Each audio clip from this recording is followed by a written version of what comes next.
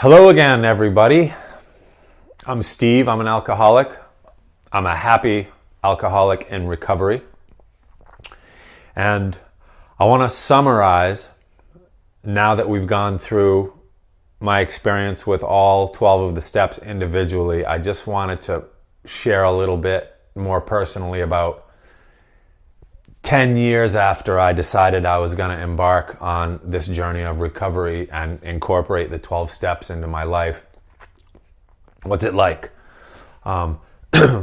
Again, not trying to sell anything. I'm not trying to push the program on anyone. I'm not trying to redirect you to any links. This isn't me leading up to some sales pitch of buy this product or buy this book or this video series or whatever. I just want to share my experience. So I want to share that I remember when I very first came into Alcoholics Anonymous, I was saying to myself, man, this is going to suck. I am condemned to a boring, shitty life now because I can't drink. I can't do drugs. They're such a huge part of, I thought I had to be able to drink and drug to have fun. And now that I was going to try to live life without alcohol and drugs, that it was just going to be a boring, shitty life. And I just want to share that not only did that not happen, but the exact opposite happened to me. I have a life now in recovery, having had a spiritual awakening as the result of these steps. I have a life now that I couldn't have even imagined when I was active in alcoholism. There's no way that I could have ever have even conceived of it. What I wanted to get out of it when I hit my bottom and I went to my first AA meeting, all I wanted to do was address the alcohol. It's like if I could just do something about my drinking, either control it or eliminate it or what have you, then things would be fine, or so I thought. And I just wanted the drinking is the alcohol. I was focused on the alcohol. Got to get rid of it, got to control it or whatever. And that's all I wanted out of the program, out of AA and out of the steps or whatever. But what I ended up getting as a result of the spiritual awakening and the 12 steps is something infinitely greater than just not drinking and not drugging. Again, I couldn't have even conceived of the benefits and the whole new life that I was going to get when I started. So I'm continually astounded by the contrast between what I wanted to get out of my recovery when I started versus what I ended up getting via the 12 steps. And part of my experience is that I decided pretty early on that I was going to not only not drink, but I was going to also not do drugs. And I was going to learn rather, what it took to be happy like the old timers that I saw in the meetings that I was going to. And I didn't want to have what's called white knuckle sobriety, which is life sucks, but I'm not going to drink today. I see that sometimes in the recovery community, people that they're not drinking and they're not drugging, but they're just struggling, just like, they like to go on about their problems and share that, issues that they're having and how life is a struggle and it's so hard and everything. And that's not what I want either. I decided that I want to have some peace and some serenity in my life. I don't want white knuckle sobriety. And the steps are the ticket to get you past that white knuckle sobriety and get me, or help me get to an awesome life in sobriety. So I hope that you don't think that by giving up alcohol and drugs that you have to have a shitty, boring life, because it certainly has not been the case for me.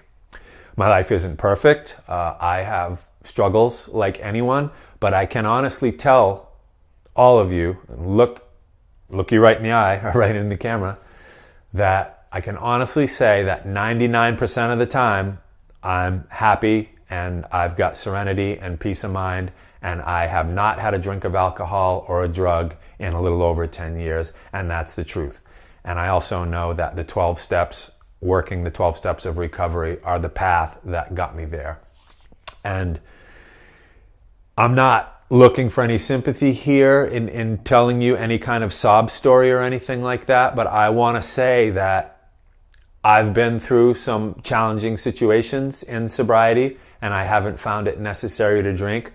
Some example, without getting into too much detail, let's see, I went through a divorce, and I have been laid off from jobs multiple times. I've had a bankruptcy and a foreclosure, financial issues.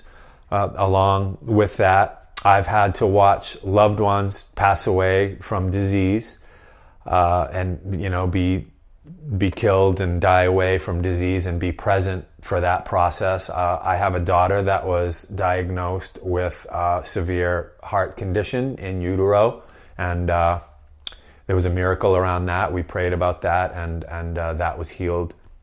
But that was a tough situation, and like I alluded to before, I've had a couple of cousins that were close to me that passed away, and it was hard. It was tragic, but I was able to not only not push those situations away, which is what I would have done if I was an active alcoholic, out of fear, but I got to step up and be present for those people, their families, and just be present for that situation and experience it raw, and that's a part of being in recovery, is facing life on life's terms. And I've been able to go through challenging situations, including death of loved ones, and do it with dignity and composure, and just be real and be present for it, and not drink and not drug, not feel like I have to check out or get away from the situation. So my spiritual journey now has more to do with present moment awareness. The steps, I'm still very active in Alcoholics Anonymous, or not as active as I was when I was new in recovery. I went to a meeting every single day, at least a meeting every single day, for about a year and a half when I was new. I don't go to as many meetings as I used to, but I'm still active in 12-step principles, and I go to meetings regularly still, and I'm still in touch with many other alcoholics in recovery, and I still help guys and things like that. But the 12 steps for me were kind of the catalyst, or the cornerstone, if you will, the foundation for exposing me to other spiritual principles that are a little bit outside of the 12 steps, being, for example, the law of attraction, also known as The Secret. That's been a really transformative thing that came into my life on this journey. The teachings of Eckhart Tolle, another example, not specifically mentioned in recovery, but it's all about present moment awareness, which is, the power of now, you may have heard of, and that's, keeping it in today, keep it in today, as they say. So it does have obvious parallels with the 12 steps in the program of recovery in Alcoholics Anonymous. But my spiritual program now, in addition to the principles of the 12 steps, is things like the law of attraction, and things like present moment awareness, and meditation.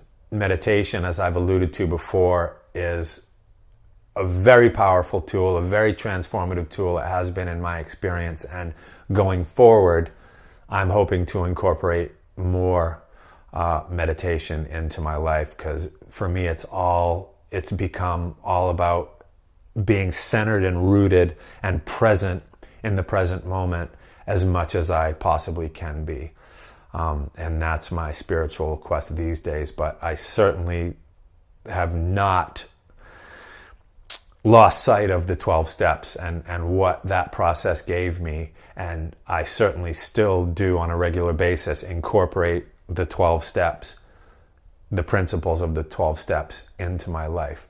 But my spiritual journey has evolved from there, basically, is the point that I'm trying to make.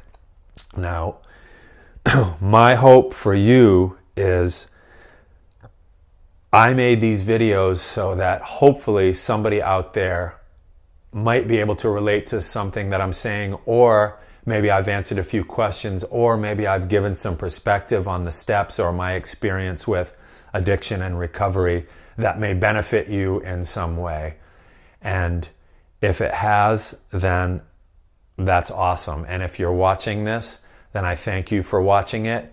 And I hope that it has helped you in some way. And if it hasn't, well, making these videos certainly has helped me to stay sober another day. So thank you very much for watching. This has been a pleasure, and feel free to get in touch. I haven't posted these videos yet, but when I do, I'm gonna create an email address for correspondence. And if you have any comments, questions, anything like that, feel free to email me. I don't know the email address yet, but it'll be posted on this homepage when I create it. So thank you very much for watching.